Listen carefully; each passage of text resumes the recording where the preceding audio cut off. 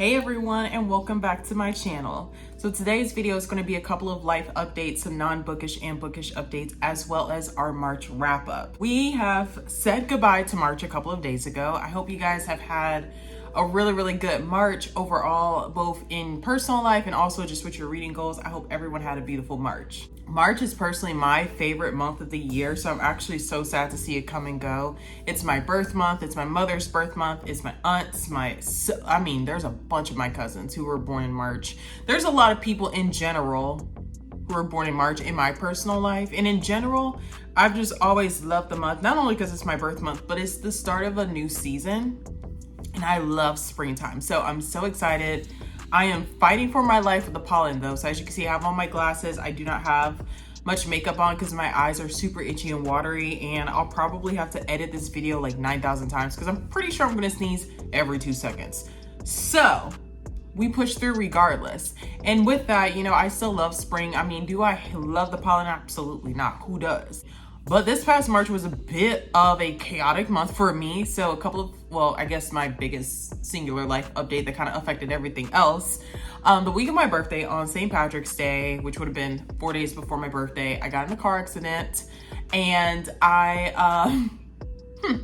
it has definitely shifted the trajectory of the rest of my March and even current day, some things that transpired. Overall, I'm okay. The other driver was okay. It was just one of those situations where the other driver failed to yield. When I looked up ahead, I never saw him make eye contact with me to make his left-hand turn, which would have had him passing me and then going left, and I was coming straight. He never made eye contact with me. So I actually slowed down as much as I could because I was like, I'm going to try to buy some time for him to make eye contact with me before he attempts to pull out. And then right at the last second, I was like, oh, I think we're good. No. We collided. All things considered, it could have been a much worse accident. So I am just truly grateful. I'm truly blessed that we were both able to easily walk away from this accident. So I ended up getting some bruises up and down my legs. I had a little friction burn on my right leg. I had some soreness obviously on my right hand side, but the biggest thing I've had to deal with are my hands. So for the most part, my left hand got the brunt of everything. So I'll show y'all some pictures here, but immediately upon the accident, a knot formed on my hand. It ended up swelling up. Eventually it turned, all the bruisey colors, the green, the yellow, the purple, the black, whatever, all the things. But the mobility in my left hand has really suffered the last 2 weeks. It's definitely getting to a place where I can use it a lot more. Can you guys tell? It's definitely, and this is me actually putting a lot of effort into making a fist right now. I also cannot fully get my fingers down like that yet. And my wrists, both my wrists, mainly my left wrist, but also my right wrist as well, have been really sore. So sitting and typing a few days after my car accident, towards my birthday, actually responding to birthday texts and stuff was very difficult because holding my phone, I would have to use my right hand, but then my right hand would get tired and I would try to switch it to my left, but then it would fall out of my hand because my left hand was just weak overall. Typing on my computer was difficult. Just doing things like that required heavy lifting, pulling, trying to complete my fist, difficult. So it's been a bit difficult to get some things done, including the fact that when it comes to Bookstagram and book things, filming is easy, obviously, but the editing and sitting down and typing things out, it's been difficult. Everything has just been a little slower. I've had to be very patient with myself doing some tasks. So in general, just things in life have just kind of had to be put on pause until I was just in a better place to try to get some things done. So that is why my March wrap up is coming a few days later. I really wanted to get it done on March 31st. By the time I got done with some other stuff, again, it was just taking me so long to type, but by the time I was done with those other things, I was tired, and I've been tired, with the pollen. I'm ending the semester soon in grad school, everything that happened, I've just been very mentally exhausted, and it feels the first 90 days have just been a marathon for me. The first 90 days of the year have been a marathon, which we'll talk more about that in my Q1 wrap up. But in general, that's my number one biggest life update right now, and it has definitely influenced a lot of things because my reading even suffered with this because I was just so sleepy, and doing other things took me so much longer. So by the time I would get into bed, I didn't have much time to read. And then even when I did read, I would go to sleep pretty quickly. So March was not my greatest reading month because of this, but you know, for it to be what it is, I'm not gonna complain about it. It's just something I've notated about, like looking at what I've read this month, like, oh yeah, I barely got to read this month. So that's literally my number one life update. Not much else has happened. I did still have a really good birthday, so shout out to my family and friends for still celebrating with me even after my birthday and just making me feel very special. It really was still a good month regardless. Like, I don't take it for granted. I don't take anything for granted. So it is a few days into April, and but not too far in, so we still have time to get this March wrap up done. My plan is to talk to you guys, edit it, and put it up immediately so you guys can see this tomorrow, because I don't want us to get too far into April without giving you guys a proper wrap up of the month of March. So let's just go ahead and jump straight into it. This is probably not going to be the longest video ever because I did read very little. And one book I've already given you guys a full review on. So this will probably be a relatively short video, but if you want to see my overall quarter 1 wrap up, that will be coming the week after. So stay tuned for that, just to see what I've done, how I feel about my book goals, things like that over the course of January, February, and March in the next video. But we're going to just talk about things that I did get a chance to read and complete in March, and also the books that I started in March that I'm currently reading right now. So I'm going to include that as well, not just the books that we've completed in March. All right, so for the month of March, I only read 6 books. I read a total of 2,151 pages. Let's see, what else? My average rating for all 6 books was a 4.08 star rating. So that's what we're looking at for March as far as overall average statistics. Start with the first book that I read, which also is the top book that I read in the month of March. So we're gonna start with the Gilded Years. So if you guys have seen my video where I'm cooking and reading, you already know my thoughts and feelings about this book because I finished this book in that video. So I'm not gonna really go into it too much here. If you wanna see my in-depth thoughts about this book, just go to that video. It's literally, I think it's the video right before, or no, 2 videos back. You'll see that I finished this book in that one and you'll know all my thoughts. This was definitely a 5-star top read of the month. This was a fabulous way to start March. It was a fabulous way to start Women's Month. It is a female author. It's about women in college in the 1800s. Y'all know I love a book about white passing. I love that storyline. So this one was good. As I told y'all in the other video, this book was a recommendation to me from one of my closest friends. He knew that I really enjoyed The Personal Librarian, and he was like, you'll really love this book. So this was easily top read for March. Like, this was my favorite book of the month, and it's definitely gonna be a top read of the year, easily. I did get this used from Amazon. I do want to invest in a nice hardback of it, but just for a simple fact of just like going ahead and reading it and seeing how I like it, I just got a used copy from Amazon. But I do want to invest in a really pretty hardcover of this one because it's definitely going to be a top favorite of mine. Definitely going to be reread, I think, probably next year. I don't know if I want to reread it in 2025. I may reread this one as like a summertime for 26, but I don't know. We'll see. All right, so the next book, yet again, I've already talked to you guys about, so we're not gonna hash it out again. This is Beach Read by Emily Henry. I gave this one a 3.5 stars. I finished this book right after I finished the Gilded Years because I had started both of these books, Gilded Years and Beach Read, in February. So these were books that I finished pretty much back to back at the start of the month. First of all, let's talk about the special edition version of the book. It is stunning, it's beautiful. I absolutely adore it. I think the sprayed edges are so pretty. I love it. I think this book is adorable. It looks beautiful, but it's still a 3.5 stars. I already told y'all all about this book, so we are not about to sit here and talk about this book again. But just know I liked it. I didn't love it. I don't see myself rereading this book ever again.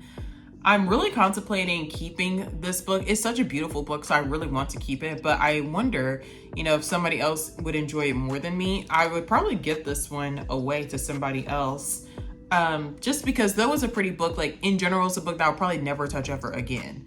And I want my library to be full of books that I genuinely love, right? Like, I don't want to just have books just to say I have books. I want to say, no, these are books I have loved. So I'm not really sure what we're gonna do with her. I do want to keep her for right now, but I don't know. So far, when I've talked to others about this book after finishing it, I've heard from several friends that it was meh to them as well. No one really loved it. So I don't know who would be interested in it, but I will say though, just to not make this too negative, Emily Henry's banter and her conversation style between main characters is awesome. Like the conversations in the book, phenomenal. It felt very natural. It felt like watching a really good TV show. I think it was just overall plot for me. It was overall character development, just didn't vibe with me. But that's not to just hate on Emily Henry. I see that she's a pretty talented author. And like I said in the other video, I'm gonna give her other books a shot just to see if there's something out there that I may like more than Beach Read, but this one just wasn't for me. And that is okay.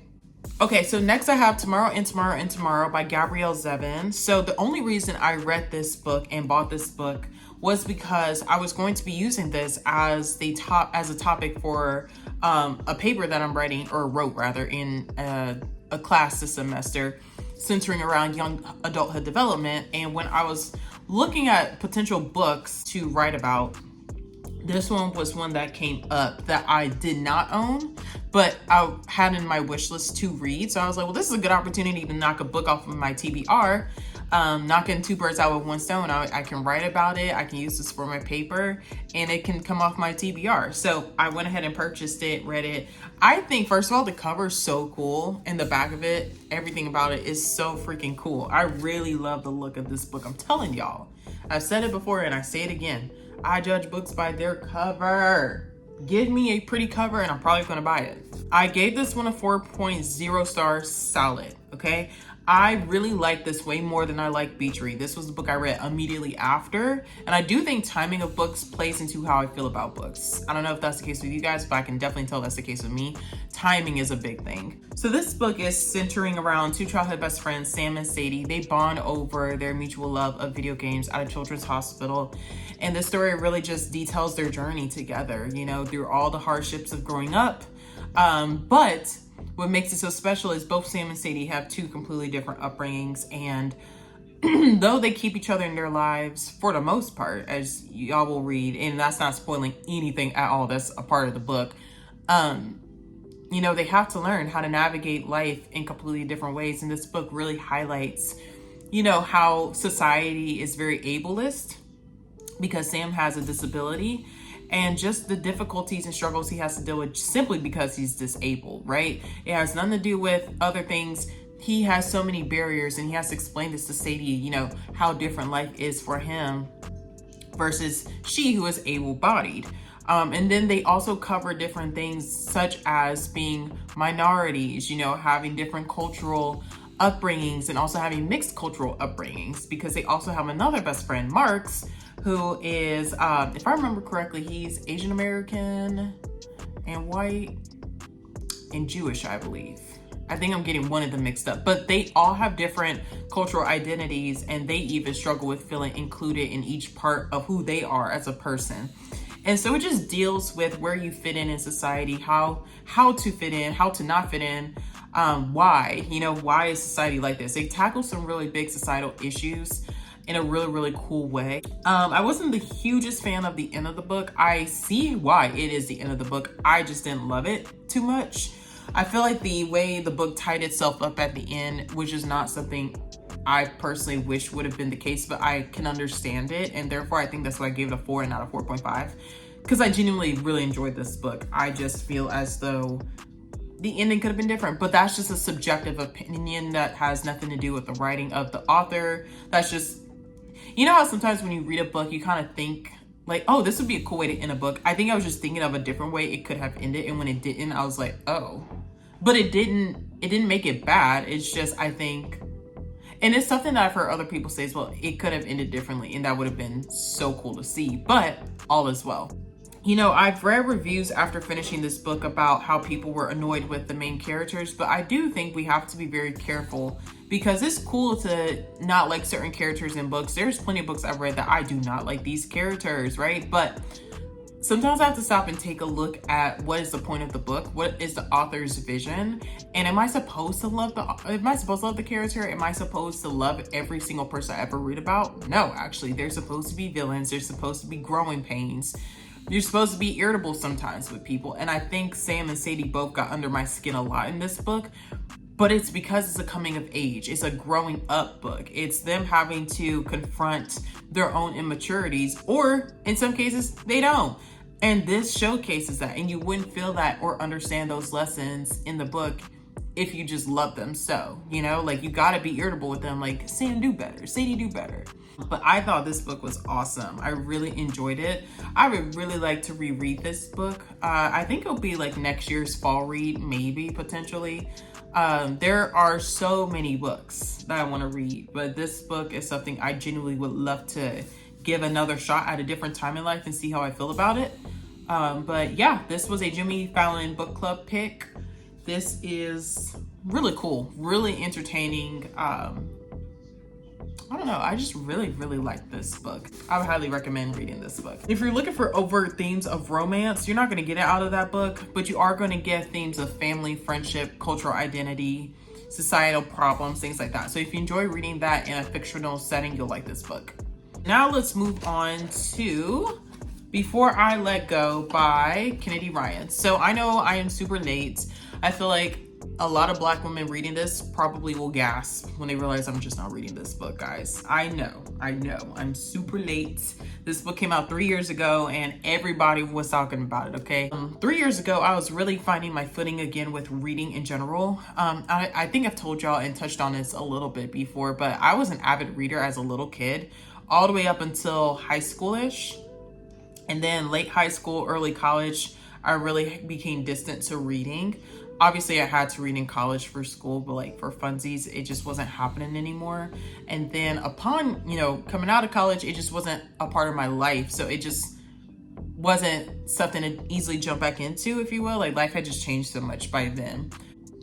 Being surrounded by Sydney, who was finding out for the first time in her life that she, is enjoying reading and enjoying books and having a great time, like learning and, finding this new love for reading, it really inspired me to jump back in. So at the time of this book coming out, I really just wasn't looking at it. It wasn't on my radar. I was going more the thriller pathway just because I was getting a lot of good recommendations in that lane at that time. And I always loved thrillers and mysteries, so I was just really eating it up. And I knew this was more romantic than I wanted to read at that time. Like, again, I really was just like, I want to get into all the mysteries of thrillers. So it just wasn't on my radar. But I've heard nothing but amazing things about this book. And let me tell y'all, it is so good, okay? So good. I absolutely adored this book. This one is a 4.5 star. This has to be second place of the month. This is definitely a second chance romance book. If you're into that kind of stuff, it's good. Speaking specifically to Black readers out there, especially Black women readers out there, let me tell you something. Miss Kennedy Ryan does such a good job at writing about Black love and addressing heavy issues and heavy topics without being toxic, without being stereotypical, without bringing each other down. And I think right now, sometimes that can be a very difficult thing to find. It's almost like in a lot of Black culture centered movies and TV shows and books, it's almost like we can't escape, the sad endings and, just so much brokenness. And it's like, well, why do we have to stay there? Like, why can't we write about something positive? Because the way Kennedy takes the fact that this is a very good, positive book, but yet has some extremely heavy and even triggering topic matters, but still can give it to us in a really beautiful and powerful way. It shows me that like we deserve this, we deserve more of this type of writing and this type of plot and this type of feeling when we read about Black love. It should not be struggle love that we're only reading when it comes to Black love. That's not a dig or a slight at anyone or any Black authors whose books may be more like that, but I do feel like it is refreshing to have somebody like Kennedy Ryan write beautiful Black romance. Because I'm gonna be very honest with y'all, I struggle with reading romance in general, only because like I get worried that it's going to be like too superficial or just like not realistic. But then I get extra nervous about Black romance because I'm just like, what is going to happen? Are they going to break up and have 4 baby mamas, 7 baby daddies, a missing baby, a random kid popping up at age 18 saying, this is my daddy too? Like, I don't want to read about it. I don't want to do it. So this is the first book in the Skyland series. There will be 3 total, I believe. I don't think it's going to go beyond the 3rd. This one's the first one. 4.5 stars, easily. So good. I listened to it and read it at the same time. I will be going back to annotate this book soon. And while we're on the topic of it, I am currently reading This Could Be Us, which is the 2nd book in the Skyland series. The 3rd book does come out next month on May the 13th. I do believe there are ARC readers out there that have already put some reviews out for the 3rd book. I'm avoiding them like the plague. I don't want to know. I do not want to know. But this one is so far so good as well. I am 64% done with this book, I believe. About 64% done. So I'll probably be done with this one tonight, to be very honest with y'all. Like, once I edit these videos that I'm filming right now, we're going to be reading that one and finishing it up. So I really appreciate the Skyland series. I really like Kennedy Ryan. But Before I Let Go is a fabulous start to that trio, and it was definitely a 4.5 for me. Okay, so the next book I read was my very first book that I ever read on my Kindle. I have a Kindle now, guys. How cute is she? Okay, how cute. My stickers kind of like moved around a little bit. We got to reorganize her a little. But Sydney got me a Kindle for my birthday. She's the best. And my first book that I read on my Kindle is The Amendment by Kirsten Macklin, which is the 2nd book in the Arrangement series. If y'all remember, I read the first book in a few videos back. So if you scroll back, there's a video, like a Productive Friday video, and it's in the title, you'll see it. But I read The Arrangement, read it in a night. I listened to it in a night. I literally could not put it down. That one was so fast paced. It was so good. The Amendment, 4.0 stars, solid, great 2nd book.